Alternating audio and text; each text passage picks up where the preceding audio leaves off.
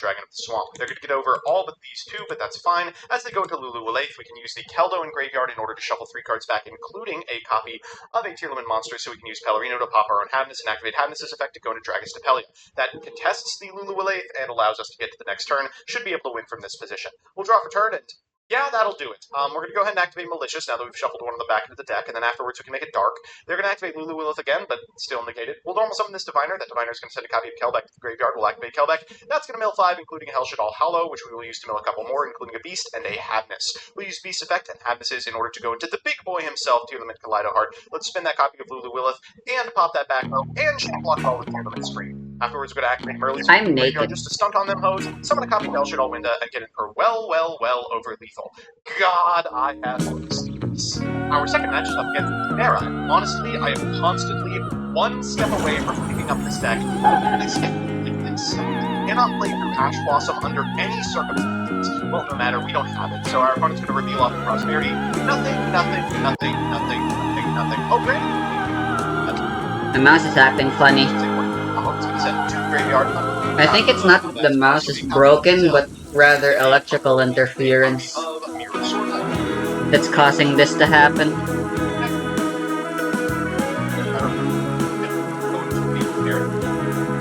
Jesus Christ, I forgot how loud this game is, which is a good thing. I'd rather have my volume low rather than maxed.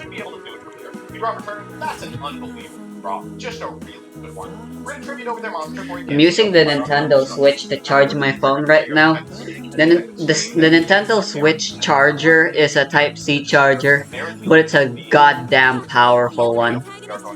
Not to say it charges fast, but it sure charges powerfully. To those who know, they know. Or perhaps the Nintendo Switch charger that came packaged with mine is defective. Much like every other shit that comes with your package of Nintendo Switch. If you bought it day one like I did. Apparently the more recent Joy-Cons don't drift as often, but you know, the damage has been done. And the Screaming Sequence, our opponent can say Sharvara, which is annoying, but hardly the end of the world. It's just going to be the target later in the turn for Kaleidoheart. Go into a Mudrat and activate the effect with your catch in hand, milling 3, including Anito. Wow, they're really bad at that. Go for Merly, they get the Drino Warrior, which allows them to send a Shiyama. It's a little annoying. We're shuffle 3 back for Kaleidoheart and shuffle that back row. Then afterwards, it's time to extend. We're going to go for Malicious, summoning a Malicious from deck. Then afterwards, we're going to make a Redoer into a Dark. We'll normal summon the Denier, shuffle back, Malicious for Malicious. Then you can Redoer out, so we can make a Karua and a Beatrice. But I wasn't expecting the Ghost Ogre. We've been a little too ham here. I guess we'll just make Rashi.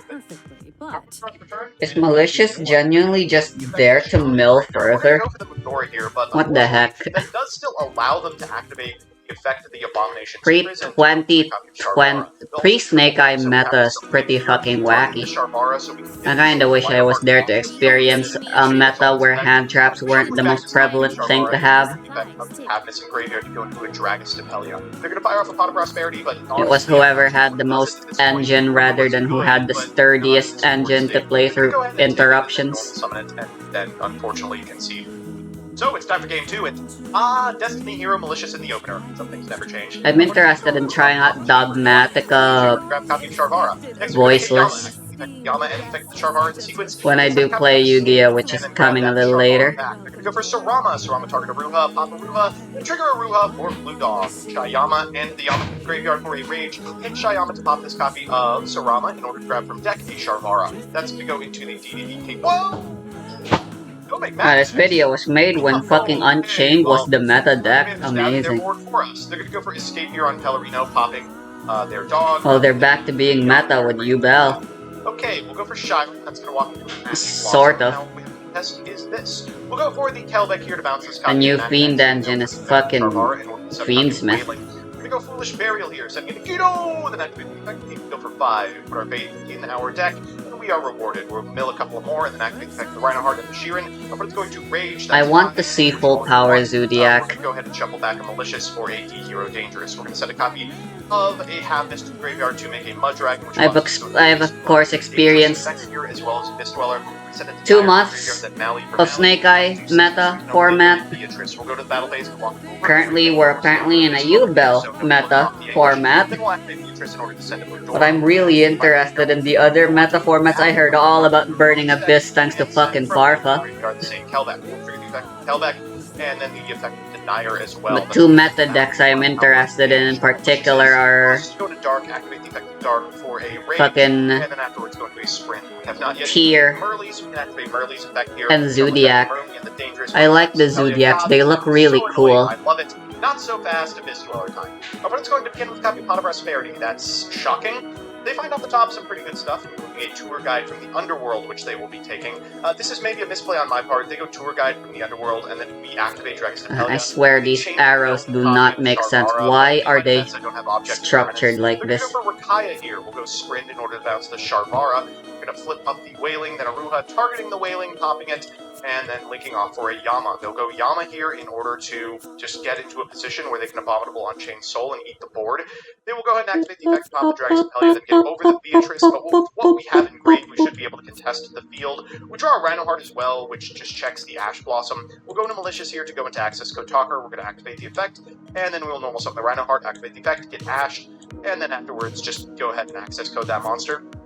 They get to trigger Yama here, which brings back Rage. We access code again. I guess they weren't holding A.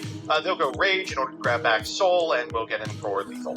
So we're back with the deck, and feels good to be once more bathed in the water of Pellerino. Let's do the pros. Excuse me? Hey yo. The pros. 1. All your monsters are great into the common types of removal. Unchained has a tough time removing any tier monsters at any moment for fear of triggering them, so you're relatively safe against destruction or sent to graveyard effects. 2. Kaijus are pretty good this format. They often remove multiple interruptions from Unchained and shutting down Chimera Brandon's extra negates. It's not only good removal though, it's also a great monster for fusing into Kaleido Heart. And 3, of course, Yoshizu Millers are still invaluable. Milling 5 of your own cards is incredible for the deck, but in a diverse format, the bonus of deck knowledge on your opponent's turn 1 makes them still the powerhouses of the strategy. There's a reason they're limited. And the cons. 1. Weller. This one's both a pro and a con. The deck can quite easily Abyss Dweller. Which means if you win the die roll, you can reinforce your own board against Unchained or an opposing tier player, but being hit with it from your opponent can shut you down entirely, and people may start doing it blind if this and Unchained are the 2 best decks. Unfortunately, it's still often an auto-win when used against you. 2. The Bystials are still bad, and still thriving in every side deck. Some mains. Due to only having 3 1-ups that fuse, every Bystial could theoretically end your turn depending on your mills, and to make matters worse, I want to play Yu-Gi-Oh already. Ghost Spell or Seeing a Resurgence, these cards can collapse your game plan, and their prominence might lead to the deck's downfall. And 3, it's always been, decks vary